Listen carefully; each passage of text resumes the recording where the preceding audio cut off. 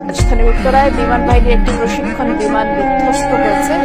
ঘণ্টা খানেক আগে বিমানটি মাইলস্টোন কলেজ ক্যাম্পাসে পড়ে বলে প্রাথমিক তথ্যে জানা গেছে।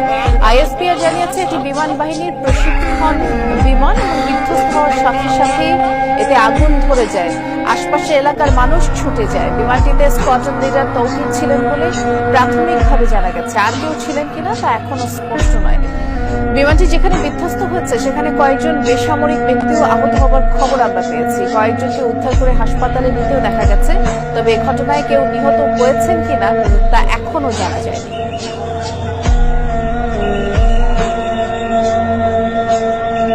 এ বিষয়ে আমাদের সহকর্মী আহমেদ রেজা খোঁজ খবর রাখছেন, তিনি যুক্ত আছেন আমাদের সাথে। রেজা, একটু জানাবেন এখন পর্যন্ত হতাহতের কোনো খবর আপনি পেয়েছেন কিনা? আরেকটি বিষয়ে, এই বিমানে যে স্কোয়াড্রন লিডার তৌহিদ ছিলেন তার আসলে কি অবস্থা বা কোনো আপডেট জানা গেছে কিনা, একটু বিস্তারিত করে জানাবেন।